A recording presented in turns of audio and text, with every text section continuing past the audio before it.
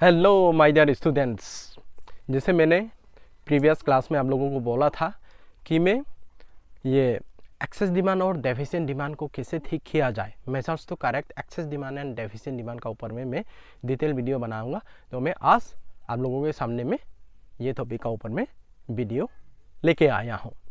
ध्यान से देखिए, स्किप मत कीजिए, समझने के लिए ट्राई कीजिए, क्योंकि ये टॉपिक से एग्जाम में तो गारंटी है कि श्योर एंड सर्टेन एग्जाम में क्वेश्चंस आएगा ही आएगा। इसलिए आप लोगों को ये टॉपिक को समझना बहुत ही ज़रूरी है।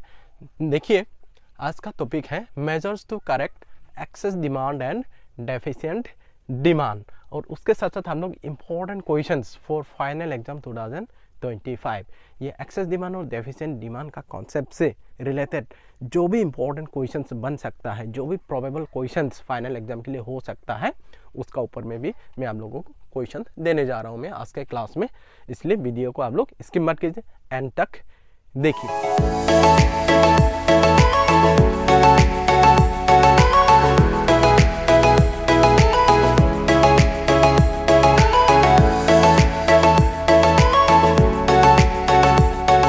अभी स्क्रीन पे देख पा रहे होंगे, एक्सेस डिमांड और डेफिशिएंट डिमांड का प्रॉब्लम को सॉल्व करने के लिए हमारे पास दो पॉलिसीज है।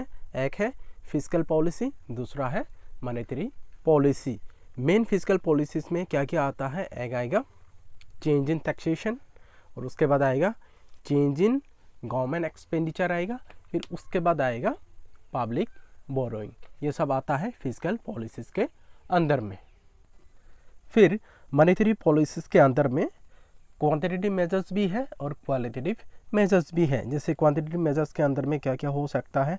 Bank rate, cash reserve ratio, statutory liquidity ratio, open market operation, margin requirement, repo rate, reverse repo rate. तो ये सब चीज़ें आता है both quantitative and qualitative measures के अंदर में। तो अभी हम लोग देखेंगे, सबसे पहले फिस्कल पॉलिसीज़ को लेंगे कि फिस्कल पॉलिसीज़ का हेल्प से कैसे एक्सेस डिमांड और डेफिशिएंट डिमांड का प्रॉब्लम को सॉल्व किया जाता है। एक्सेस डिमांड का टाइम में फिस्कल पॉलिसीज़ को कैसे यूज़ किया जाता है, या तो डेफिशिएंट डिमांड का टाइम में फिस्कल पॉलिसीज़ को कैसे यूज़ किया जाता है। जैसे अभी आप लोग स्क्रीन पे देख पा रहे होंगे, सबसे पहला फिस्कल पॉलिसी होगा चेंज इन टैक्सेशन। अभी टैक्सेशन को चेंज करके कैसे हम लोग एक्सेस डिमांड और डेफिशिएंट डिमांड का प्रॉब्लम को सॉल्व करें। आप लोग देखिए, यहाँ में एक्सेस डिमांड में क्या किया जाता है? ड्यूरिंग इन्फ्लेशनरी पीरियड गवर्नमेंट क्या करता है?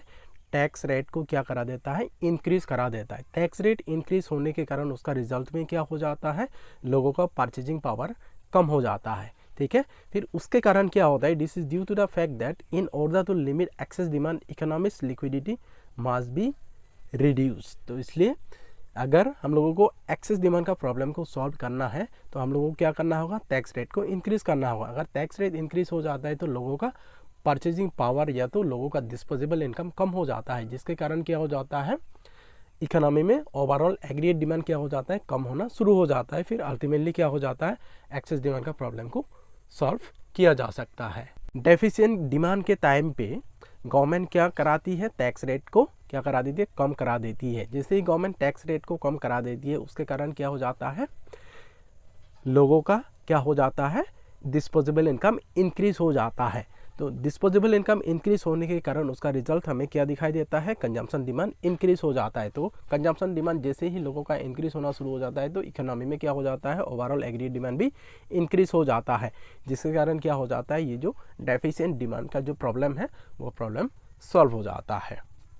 नेक्स्ट जो पॉलिसी है फिस्कल पॉलिसी, वो क्या है? Change in government expenditure. Government expenditure को चेंज कराना है। चेंज कराना मतलब या तो इंक्रीज करना या तो डिक्रीज करना होता है। तो अभी एक्सेस डिमांड का सिचुएशन में क्या कराना होगा कि एक्सेस डिमांड मीन्स क्या होता है? इन्फ्लेशनरी सिचुएशन होता है। तो वो सिचुएशन में गवर्नमेंट को क्या कराना चाहिए? अपना जो एक्सपेंडिचर है उसको लिमिट करना होगा। जैसे कि क्या क्या जगहों में गवर्नमेंट एक्सपेंडिचर करती है, वो कहाँ में? जैसे पब्लिक वर्क, जैसे देखिए रोड, बिल्डिंग्स, इरिगेशन प्रोजेक्ट। तो ये सब में अगर गवर्नमेंट अपना एक्सपेंडिचर लिमिट कर देती है तो इससे क्या हो जाता है?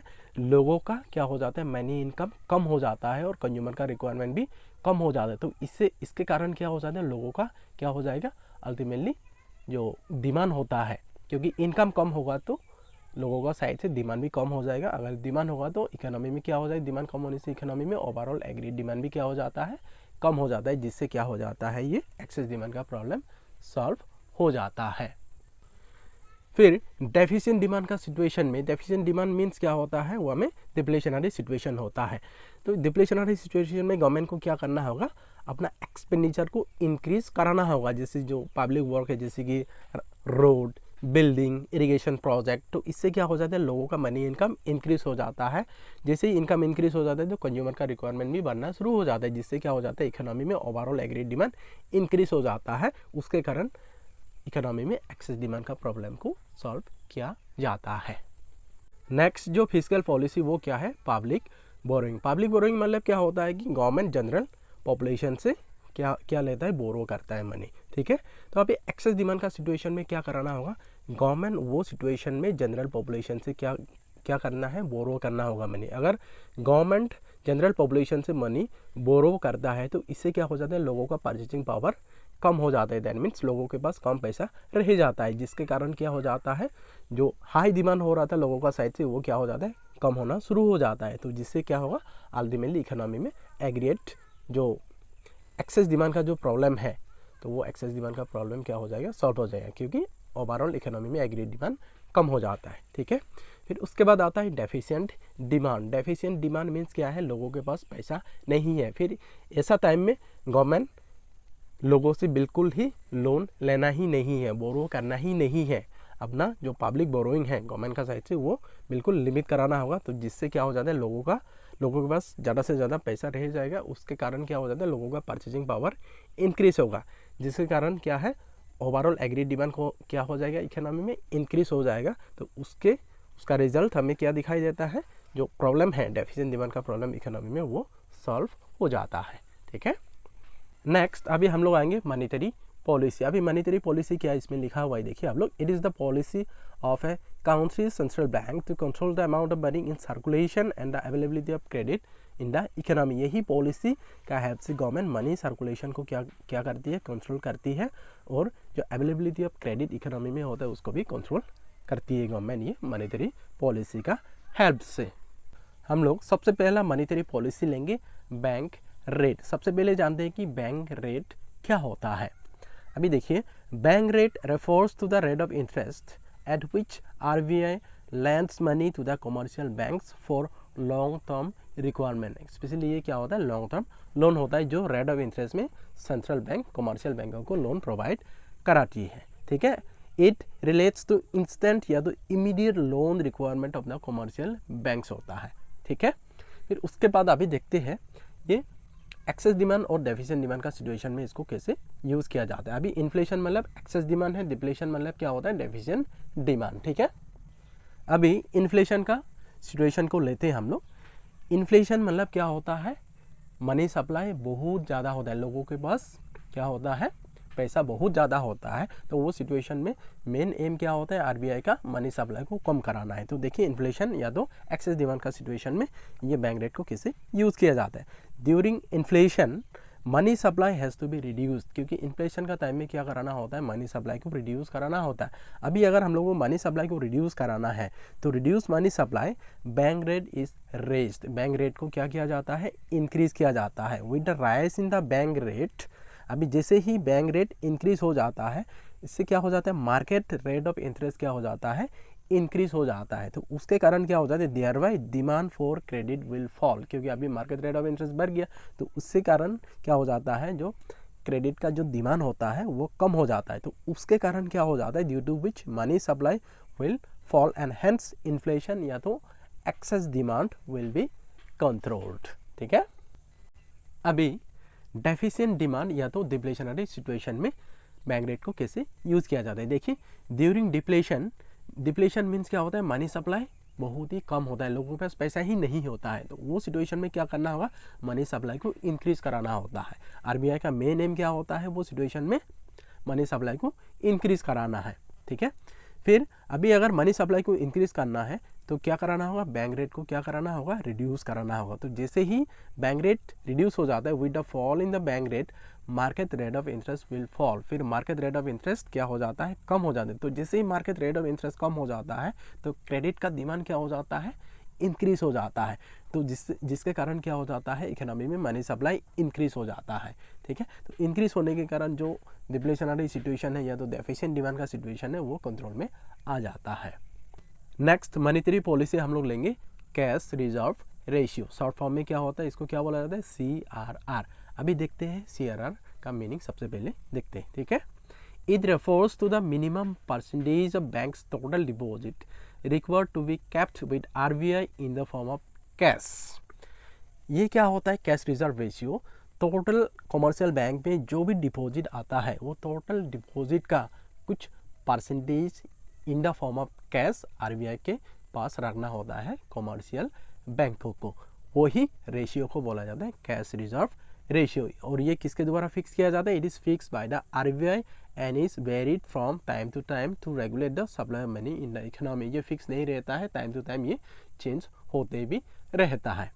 अभी एक्सेस डिमांड या तो इन्फ्लेशनरी सिचुएशन में इसको कैसे यूज़ किया जाता है, देखिए ड्यूरिंग इन्फ्लेशन या तो excess demand money supply has to be reduced. कि जब जब इन्फ्लेशन आता है, इन्फ्लेशन का सिचुएशन में हमेशा याद रखना है मनी सप्लाई को क्या किया जाता है, रिड्यूस किया जाता है। ठीक है, अभी अगर मनी सप्लाई को रिड्यूस करना है तो CRR को क्या करना होगा, CRR को इंक्रीज कराना होगा। अगर CRR इंक्रीज हो गया इसका मतलब क्या है, ज़्यादा percentage of total deposit in the form of cash RBI के पास रखना होगा। फिर कम फंड्स कमर्शियल बैंकों के पास अवेलेबल होगा लोन जनरल पब्लिक को देने के लिए। तो इससे क्या हो जाएगा, इकोनॉमी में ये मनी सप्लाई कम हो जाएगा। फिर जो एक्सेस डिमांड का जो प्रॉब्लम है या तो इन्फ्लेशन का जो प्रॉब्लम है वो सॉल्व हो जाएगा। ओके, फिर उसके बाद डिप्लेशनरी सिचुएशन में क्या कराना होगा, डिप्लेशन मीन्स क्या है, मनी सप्लाई कम है। तो अभी RBI का मेन एम क्या है, मनी सप्लाई को इंक्रीज कराना है। तो अभी अगर मनी सप्लाई को इंक्रीज कराना है तो क्या कराना होगा, CRR को रिड्यूस कराना होगा, कम कराना होगा। अभी CRR कम होना इसका मतलब क्या है कि कम percentage of total deposit RBI को जमा देना होगा। फिर ज़्यादा फंड्स अवेलेबल रहेगा कमर्शियल बैंकों के पास, जिससे क्या हो जाएगा, जनरल पब्लिक को कमर्शियल बैंक ज़्यादा से ज़्यादा फंड्स अवेलेबल करा सकता है, जिससे इकोनॉमी में मनी सप्लाई इंक्रीज हो जाएगा। फिर ये जो डेफिशिएंट डिमांड या तो डिप्लेशनरी सिचुएशन का जो प्रॉब्लम है इकोनॉमी में वो सॉल्व हो जाएगा। नेक्स्ट मॉनेटरी पॉलिसी हम लोग लेंगे statutory liquidity ratio, short form में इसको क्या बोला जाता है, SLR। तो अभी SLR क्या है, देखिए every bank is required to maintain a fixed percentage of its asset in the form of liquid asset called SLR। मतलब टोटल डिपॉजिट में से जो एसेट है कमर्शियल बैंकों का, वो एसेट में से कुछ परसेंटेज कौन सा फॉर्म में रखना होता है, मेंटेन करना होता है, लिक्विड फॉर्म में रखना होता है। तो वही परसेंटेज ऑफ लिक्विड फॉर्म को क्या बोला जाता है, SLR, that is statutory liquidity ratio. अभी देखते हैं कि इन्फ्लेशनरी सिचुएशन या तो एक्सेस डिमांड का सिचुएशन में इसको कैसे यूज़ किया जाता है, इसका हेल्प से कैसे ये प्रॉब्लम को सॉल्व किया जाता है। During inflation money supply has to be reduce, money supply को कम कराना होगा। अगर रियली मनी सप्लाई को कम कराना है तो क्या करा, ये SLR को क्या कराना होगा, इंक्रीज़ कराना होगा। तो जैसे ही ये SLR इंक्रीज हो जाता है इसके कारण क्या हो जाता है, availability of funds for lending, जो कमर्शियल बैंकों के पास जो फंड्स अवेलेबल होता है लैंडिंग के लिए वो क्या हो जाता है, कम हो जाता है। तो जिसके कारण क्या हो जाता है, इकोनॉमी में मनी सप्लाई कम हो जाता है। फिर अल्टीमेटली इन्फ्लेशन या तो एक्सेस डिमांड का प्रॉब्लम को कंट्रोल किया जाता है। ठीक है, फिर अभी डिप्लेशनरी सिचुएशन में कैसे यूज़ किया जाए। अभी डिप्लेशन है मतलब क्या है, मनी सप्लाई को इंक्रीज कराना होगा। अगर रियली मनी सप्लाई को इंक्रीज कराना होगा तो SLR को कम कराना होगा। जैसे ही SLR कम हो जाता है जिसके कारण क्या हो जाता है, leads to rise in the availability of funds for lending, lending के लिए फंड्स अवेलेबल हो जाता है, इंक्रीज हो जाता है अवेलेबिलिटी ऑफ फंड्स। तो इसके कारण क्या हो जाता है, मनी सप्लाई इकोनॉमी में इंक्रीज हो जाता है। तो जिसके कारण जो प्रॉब्लम है डिप्लेशन का प्रॉब्लम या तो डेफिशिएंट डिमांड का प्रॉब्लम को कंट्रोल किया जाता है या तो उसको करेक्ट किया जाता है। ओके, उसके बाद नेक्स्ट मॉनेटरी पॉलिसी हम लोग लेंगे रेपो रेट। अभी रेपो रेट और बैंक रेट ऑलमोस्ट देखने में सेम टू सेम ही लगता है, बस एक ही चीज़ का ऊपर में दोनों में डिफरेंस है। वो क्या है, देखो ये बैंक रेट होगा तो क्या होगा, ये लॉन्ग टर्म लोन के लिए होता है, और ये जो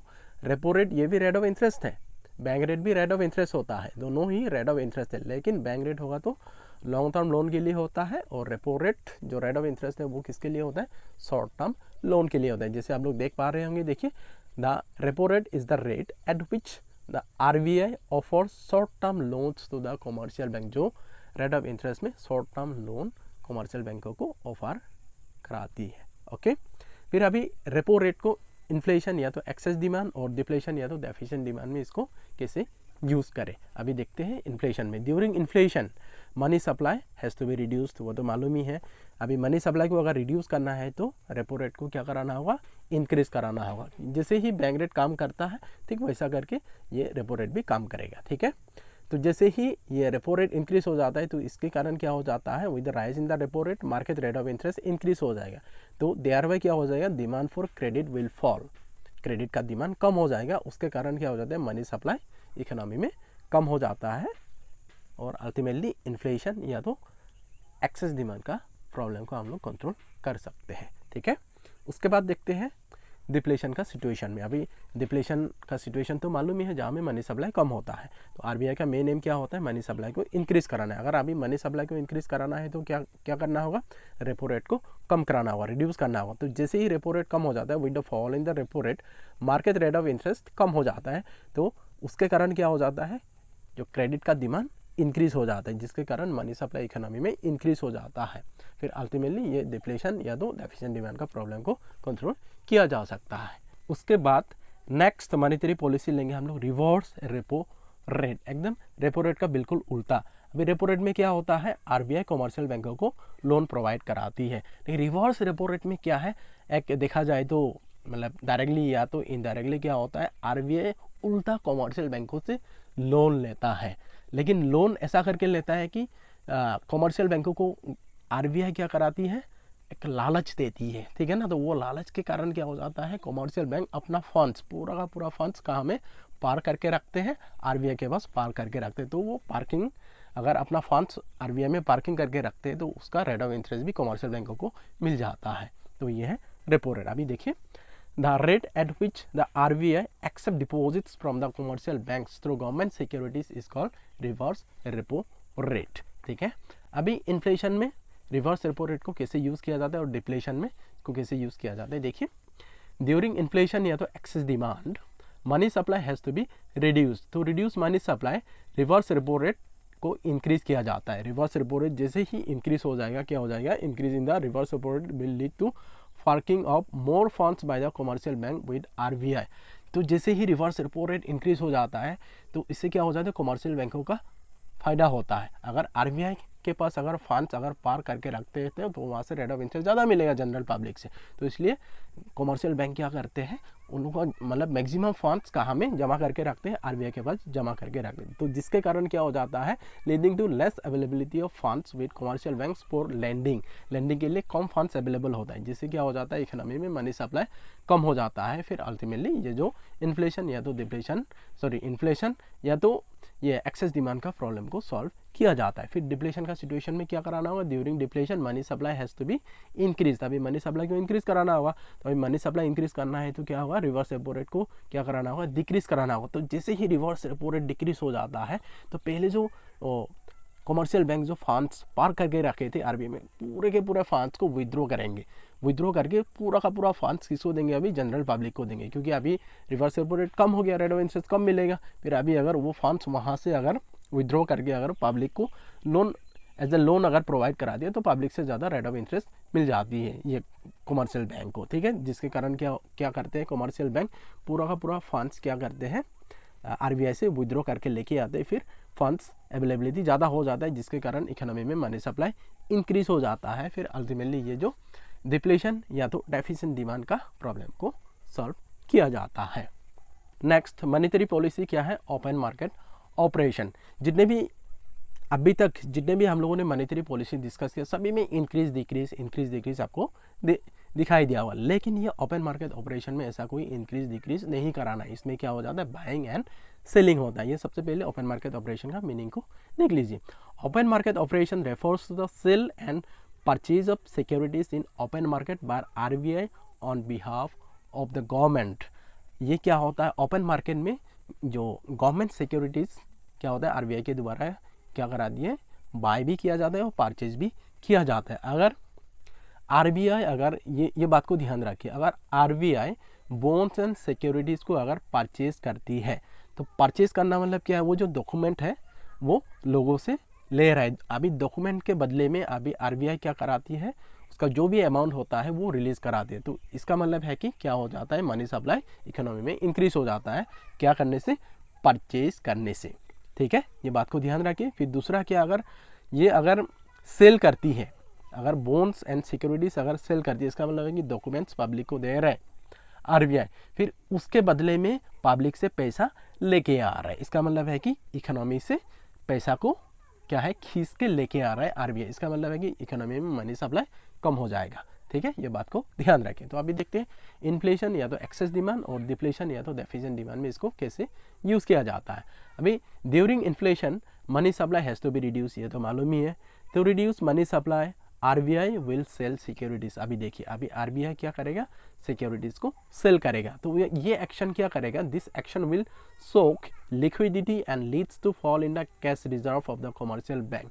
तो जिससे क्या हो जाएगा, लिक्विडिटी को सोक लेगा।